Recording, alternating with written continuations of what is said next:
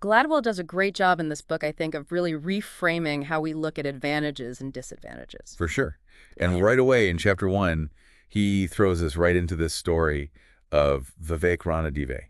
Vivek Ranadive. Yeah, this software exec who winds up coaching his daughter's, 12-year-old daughter's basketball team. This is a guy who had zero basketball experience, right? And he's got this team of girls who are just totally outmatched, in terms of size and skill, right? They're going up against, like these giant girls, basically. Yeah, total underdogs. Yeah. So what does he do? Like, does he just kind of say, okay, well, we're going to get crushed, but let's just have fun out there? No, not at all. He decides to go all in on this super unconventional strategy, which is a full court press, the whole game. Yeah, so like, this is unheard of in youth basketball, where the focus is usually on, set plays and like dribbling drills and all that kind of stuff. I bet the other coaches are like, what is going on here? Exactly. Yeah, it was total chaos, but there was a method to the madness. Okay, I'm very intrigued. Why would he do this? Like, what was he thinking? Well, because he realized that if they played the traditional way, focusing on like, individual skill and, finesse and all that stuff, they were just going to get crushed, His girls just couldn't compete with the other team's height and experience. Oh, I see. So he's looking at it and saying, okay, we got to play a different game. Exactly. He flipped the script Right. and basically turned their weakness into their advantage. Interesting. How so? Right. So this full court press forced turnovers, it disrupted the opponent's rhythm, and it just basically turned the game into this chaotic scramble. So they couldn't use their size against them. Exactly. And you know what? It worked. It worked. They went on and had a really, really successful season, and they even won the national championship. Oh, wow. That's amazing. So is the takeaway here that we should all just kind of throw out the rule book and just do the complete opposite of what everyone else is doing? Not exactly, but it's more about the power of unconventional thinking, especially when you're up against, what seem like impossible odds. He was an outsider, right? He wasn't, bound by all the traditional basketball coaching norms, and that allowed him to see the situation with fresh eyes and come up with a totally different approach. It's kind of like that whole, if you always do what you've always done, you'll always get what you've always gotten, right? You got to shake things up sometimes. Yeah, exactly. And if you think about the business world, you have companies like Netflix and Airbnb that disrupted entire industries by challenging the status quo. They didn't play by the traditional rules, and that's exactly why they succeeded. So if you're, if you're feeling stuck, if you're feeling like, man, I'm totally outmatched here, maybe it's time to say, what would Vivek Ranadi do? I love that. Yeah. Right. Think outside the box a little bit. Totally. Now, moving on to chapter 2, we've got this idea of the inverted U curve. Okay, I'll be honest. The inverted U curve, that sounds a little intimidating. It does sound a little bit intimidating. Yeah. But it's a really simple idea. It basically shows that certain advantages only benefit us up to a certain point. And then beyond that point, they actually become disadvantages. So it's like there's this sweet spot. Yeah. This Goldilocks zone. Yeah, exactly. Too much, too little. It's not good. You got to get it just right. Exactly. And Gladwell uses this example of class size to illustrate this concept. So, we tend to think that smaller classes are always better for learning, right? More individualized attention, more opportunity for participation. Yeah, smaller class, more attention. Yeah. Seems pretty straightforward.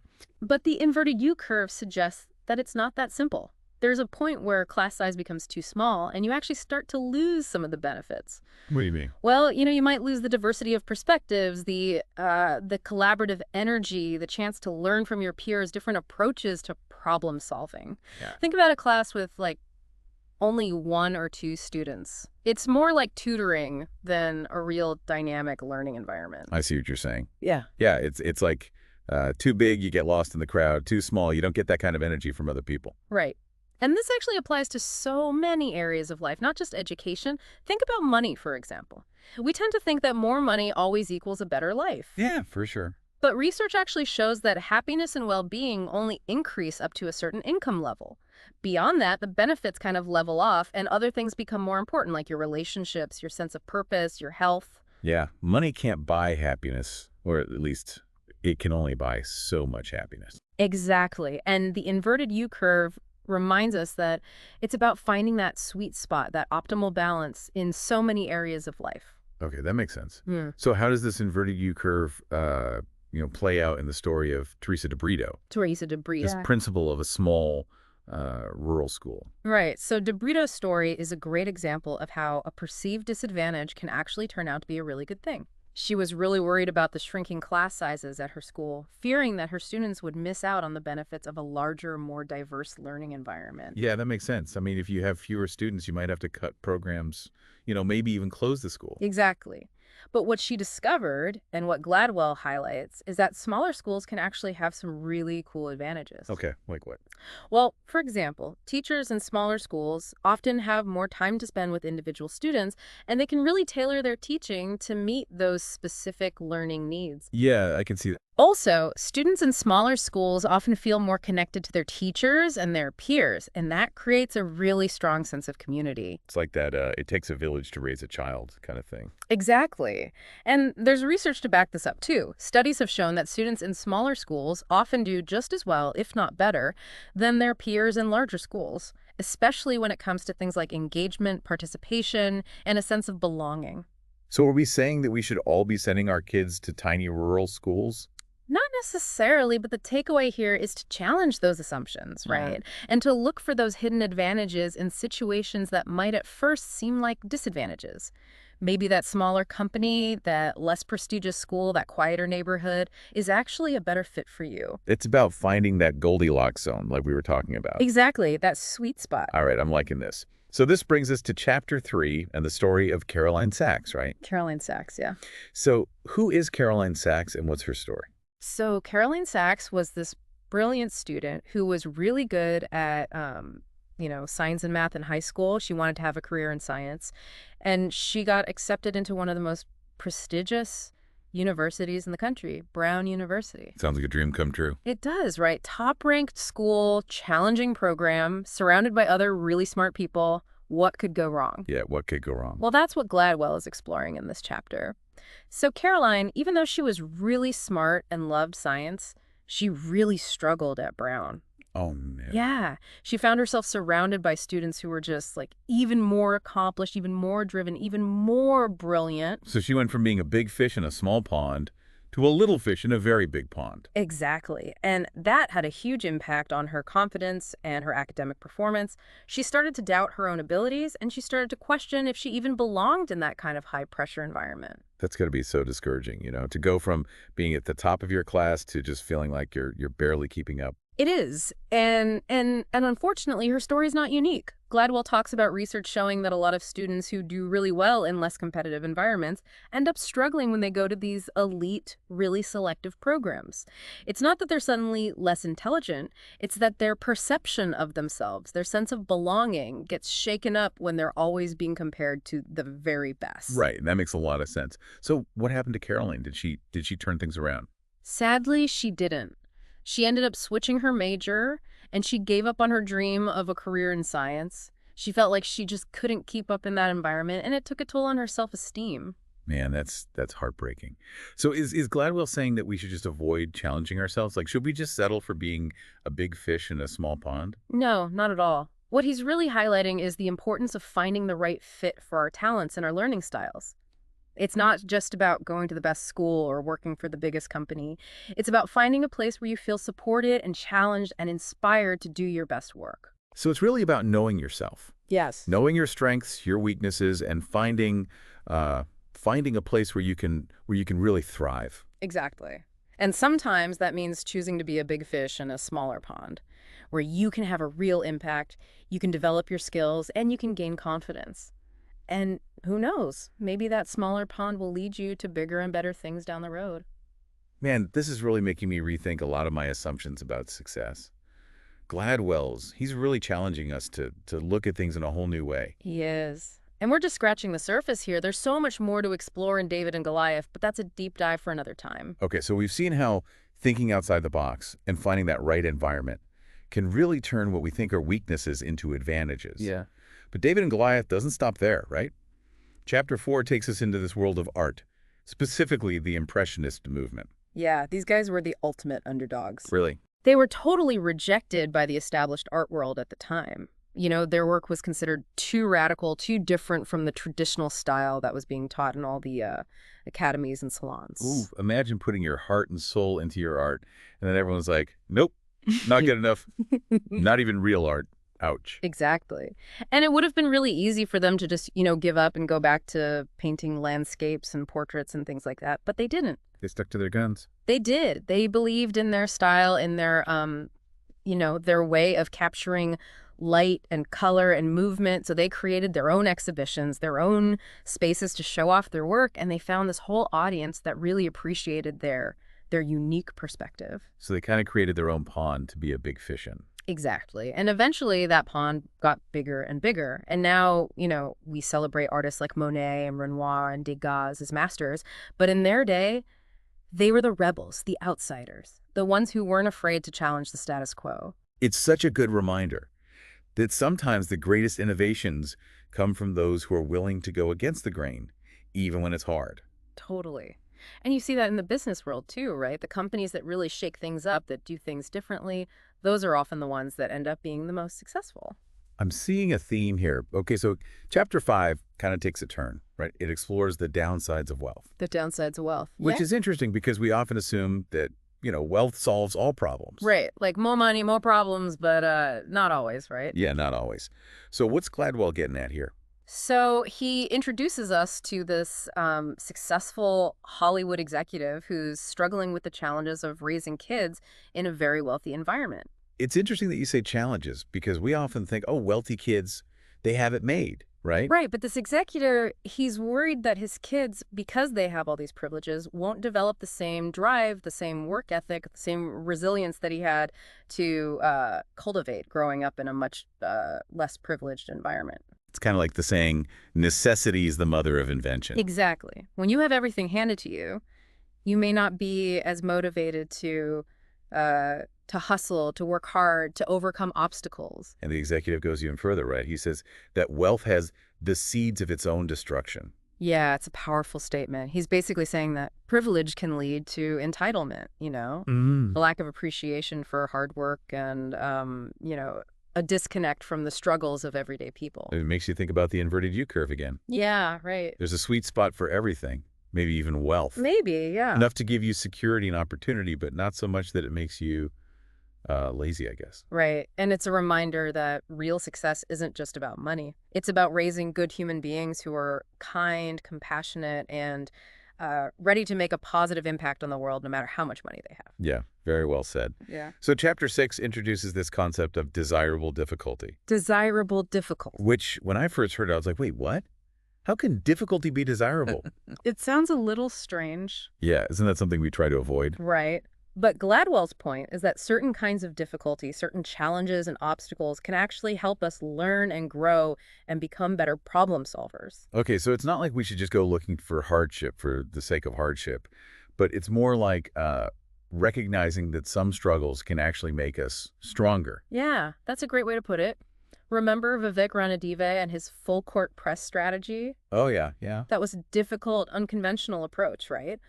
But it forced his team to think differently, to develop new skills, and ultimately to achieve way more than they ever could have if they played it safe. It's kind of like smooth seas don't make skilled sailors or something like that. Exactly. And this idea of desirable difficulty, it applies to everything, not just sports. Oh, for sure. You think about entrepreneurs, right? They face like tons of setbacks and rejections before they finally succeed. Or artists who struggle for years before anyone even notices their work. Yeah, all great examples. And even, students who have to overcome learning disabilities or who come from disadvantaged backgrounds. Often those are the students who end up achieving the most. Because they had to work harder, they had to be more resourceful. Exactly. And the research actually supports this idea too. There have been studies that show that making things a bit harder, a bit less convenient, can actually help people learn and remember things better. That's so interesting. It's like that saying, easy come, easy go. The things we really have to work for, the things that we struggle to achieve, those are often the things we value the most. That's a great point. And it leads us nicely into chapter 7, which is all about the challenges faced by people with dyslexia. Dyslexia. So how does desirable difficulty apply to dyslexia? I mean, it seems kind of counterintuitive to say that a learning disability could be advantageous in any way. It does. But what Gladwell shows us is that people with dyslexia often develop really unique strengths and coping mechanisms that can actually lead to incredible achievements in many different fields. So they're not just overcoming a disability, they're actually turning it into a strength. Exactly. And one of the best examples Gladwell uses is the story of David Boies. David Boies, the lawyer. Yeah, this incredibly successful lawyer who struggled with dyslexia his whole life. Wow. I mean, being a lawyer, that's a profession where you have to do a lot of reading and writing. Right, exactly. But because reading was such a struggle for him, Boies developed these amazing listening and memory skills. He had to find a workaround. Yeah, and those skills became his secret weapon in the courtroom. Fascinating. So his dyslexia, instead of holding him back, it actually pushed him to develop strengths that most lawyers wouldn't even think about. Exactly. And it made him a much more effective advocate because he could remember every word, every detail of a witness's testimony. He could catch them in contradictions and he would just dismantle their arguments. I love that. It really challenges how we think about disabilities and what it means to be smart. Right. And that leads us to chapter 8, which is about how our education system often fails to recognize and support kids who learn differently. That's a really important topic. It's like we're so obsessed with standardized tests and these very narrow definitions of intelligence that we're missing out on so much potential. Exactly. And Gladwell argues that we need to be more flexible, more open to different ways of learning. He talks about how lots of really brilliant people throughout history, people like Einstein, Churchill, Picasso, they all struggled in school. They didn't fit the mold? They didn't fit the mold at all. But they went on to achieve amazing things because they were able to tap into their own unique brilliance. It makes you wonder how many potential geniuses we're overlooking because our system is so rigid. That's a really good point. So what can we do about it? Gladwell suggests a more individualized approach to education, one that recognizes and nurtures a wider range of talents and learning styles. He talks about programs that focus on hands-on learning, personalized instruction, and things like that, allowing kids to learn in a way that works best for them. It makes sense. Yeah. We need to create an environment where everyone can thrive, regardless of their learning style. Yeah, absolutely. Now, chapter 9 takes us to a pretty different setting. Wartime London during the Blitz. The Blitz, okay, I'm intrigued. How does desirable difficulty apply to living through something as horrific as the Blitz? Well, this chapter isn't about glorifying war or anything like that. It's about looking at how people respond to trauma and adversity in unexpected ways. Gladwell challenges this idea that constant fear and danger would inevitably lead to widespread panic and social breakdown. I mean, that's what you would expect, right? Yeah. I can't imagine having bombs dropping on my city every night. That would be terrifying. It was a traumatic experience for a lot of people, for sure. But what's surprising is that many Londoners actually showed incredible resilience during the Blitz. Gladwell talks about the work of the psychiatrist who studied the psychological effects of the bombings. Yeah. And what he found was that while some people did experience a lot of anxiety and fear, many others developed this sense of invulnerability, almost like what you see with people who have near-death experiences. So they felt like they were somehow immune to the danger. Yeah, in a way. And what's even more interesting is that many people reported feeling a stronger sense of purpose and community during the Blitz. So it brought them together instead of tearing them apart. Yeah, exactly. There was this feeling of camaraderie, of facing a common enemy together, and it transcended social class, political beliefs, everything. People were helping each other out, looking after their neighbors, finding strength in their shared vulnerability. That's really powerful. Mm-hmm. It makes you think about how, in our modern world with all our comforts and conveniences, maybe we've lost some of that resilience, that sense of community that can come from going through tough times together. That's a great point. And it leads us to chapter 10, which is all about power, legitimacy, and authority. Okay, so we're getting into some heavy stuff here. What's Gladwell's main argument in this chapter? So he's challenging the idea that force and military are always the best ways to maintain order and, control people. He argues that true authority comes from legitimacy, from having the trust and respect of the people you're governing. So it's not just about having the bigger guns, it's about winning hearts and minds. Exactly. He uses this example of the British Army's intervention in Northern Ireland during the Troubles. Okay. Their goal was to restore peace, but their tactics, imposing curfews and conducting these big searches, they often backfired and made things worse. They ended up alienating the very communities they were trying to protect. It's like, you can catch more flies with honey than vinegar. Yeah, exactly. Trying to control a situation with just brute force can create more resistance and resentment. Makes sense. So what's the alternative? Gladwell argues that it's about understanding the perspective of the people you're trying to govern, earning their trust through fairness, empathy, and a willingness to listen. And this applies to, like, everything, right? Not just politics and war. Think about parenting. If you're constantly trying to control your kids with strict rules and punishments, you're probably going to get more rebellion and resentment. But if you can earn their trust and respect, they're more likely to cooperate and do what you ask. Absolutely. And it shows how the lessons from David and Goliath are really universal. They can apply to any situation where there's a power dynamic, whether it's in a family, a workplace, a community, or a whole country. Yeah, that's really interesting. So Chapter 11 takes us into the world of criminal justice. Criminal justice. Specifically, this crime reduction program in New York City that used a very different approach from traditional policing. Yeah, this is a fascinating story about the power of community engagement. It focuses on the work of this woman named Deborah Jaff, who ran a program called JRIP, the Juvenile Robbery Intervention Program. Okay, what was so special about JRIP? Well, instead of just arresting and punishing young offenders, JRIP focused on understanding their lives and giving them support and opportunities. Jaffe and her team would meet with these kids, with their families, with their friends, and they'd try to get a sense of their backgrounds, their struggles, their aspirations. It sounds like they were treating them like human beings. Exactly. And they would help these kids get back into school, find jobs, connect them with social services if they needed it. And what's amazing is that this approach, which was all about building relationships and offering support, was incredibly effective in reducing crime. So they were basically saying, hey, you made a mistake, but we're not going to give up on you. We're going to help you turn your life around. Exactly. And Gladwell calls this approach legitimacy policing. It's all about earning the trust and respect of the community instead of just imposing order through force. That's really cool. Now, Chapter 12 tackles a very controversial topic, the three strikes law. The three strikes law in California, yeah. This is a really sobering look at the limits of punishment as a deterrent to crime. Because you would think, like, oh, harsher penalties. That'll make people less likely to commit crimes. That's the idea behind it. But Gladwell argues that it doesn't always work that way. He talks about research that shows that criminals often don't think rationally about the consequences of their actions. They're driven by immediate needs, desperation, sometimes addiction. Right. So even if you threaten someone with a long prison sentence, it might not deter them if they're, like, desperate for money or high on drugs or something. Exactly. And what's even more troubling is that Gladwell argues that mass incarceration can actually create more crime. It disrupts families, it disrupts communities, and it can lead to this cycle of poverty and violence. That's like a vicious cycle.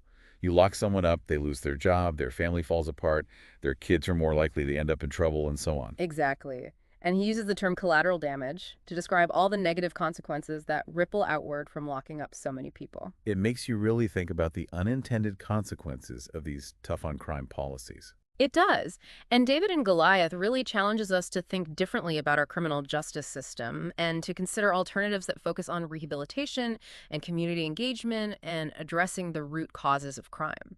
Okay, Chapter 13 brings us back to the story of Wilma Dirksen, Wilma Dirksen. whose daughter Candace was tragically murdered. We talked about her story earlier, right? We did. This chapter revisits that story, but it focuses more on the aftermath of Candace's death and her parents' incredible journey of forgiveness and reconciliation. Forgiveness. I mean, after something like that, it's hard to imagine how anyone could forgive. It is. But Gladwell uses their story to explore the transformative power of forgiveness.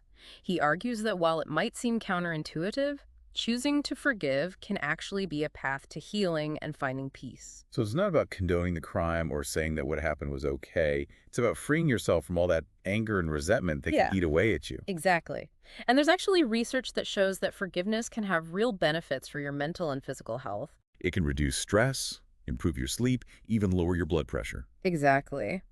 And it reminds us that sometimes the hardest choices, the choices that seem impossible to make, can actually be the ones that lead to the greatest healing and the most profound peace. Okay, Chapter 14, the final chapter.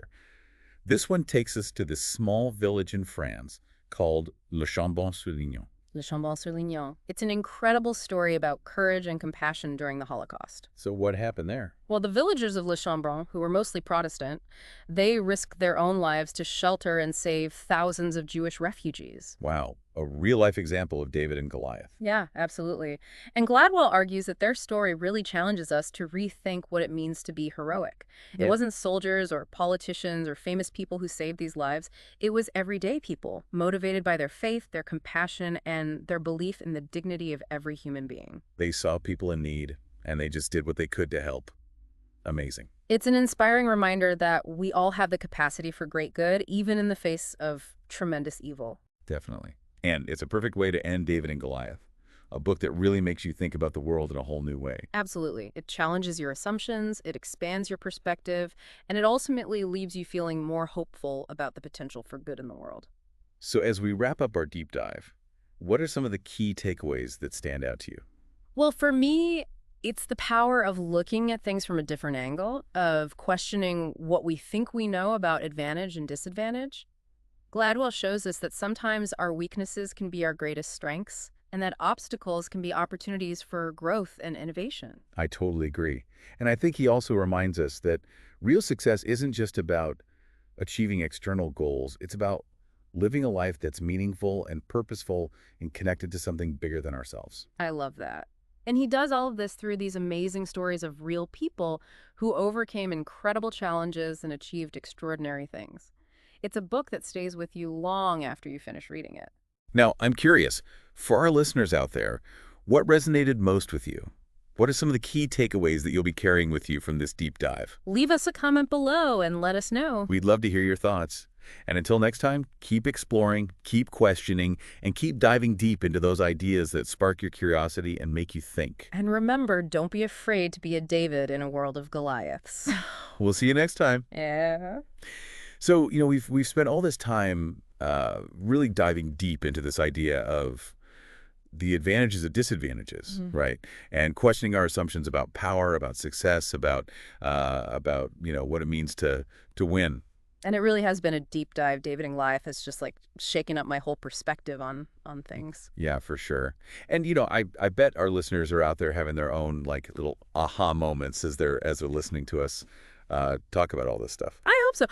I'm curious, like looking back at everything we've talked about, all the stories, all the concepts, is there like a particular chapter or idea that really stuck with you? Oh man, that's a tough one. There's Yeah. so many. But I think the chapter about Caroline Sachs, that one really hit home for me. Caroline Sachs, yeah, the science student. Yeah, the one who struggled at Brown. Yeah. It made me realize that even the smartest, most talented people, they can still struggle if they're not in the right environment. Yeah.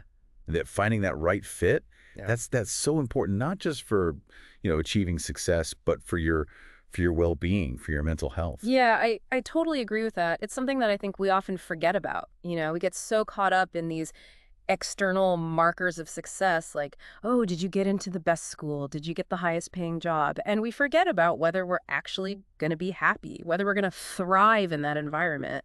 It's like we're all trying to be big fish, but we don't even stop to think about, like, is this even the right pond for me? Exactly. And sometimes, being a big fish in a smaller pond, that might be the best thing for you. Right. It's not always about, going for the biggest, most prestigious thing. Totally. And this idea of fit, it's not just about individuals. It applies to organizations, to communities, even to whole societies. Like Gladwell talks about with dyslexia, right? Yeah. How our education system, it's not set up to support all these different ways of learning. It's so focused on standardized tests and this very narrow definition of what it means to be smart. And we end up missing out on all these amazing contributions from people who think differently, who learn differently. And throughout history, there have been so many brilliant people, innovators, artists, leaders who didn't fit the mold. They struggled in school, but they went on to achieve incredible things. It's so true. So I think, one of the big takeaways from David and Goliath is that we need to be more open-minded, right? We need to be more willing to question our assumptions and to support people who might not follow that traditional path to success. I love that we need to celebrate the Davids in our midst. Yeah. The people who are willing to think differently, to challenge the status quo, to use what other people might see as weaknesses and turn them into strengths. Because sometimes the most amazing victories come from the most unexpected places. Exactly. Well, dear listeners, that brings us to the end of our deep dive into Malcolm Gladwell's David and Goliath. We hope you enjoyed it, I did. and we hope it, maybe made you think about things in a new way, challenged some of your assumptions, and maybe even left you feeling a little bit more empowered to embrace your own unique strengths, right? Yeah, absolutely.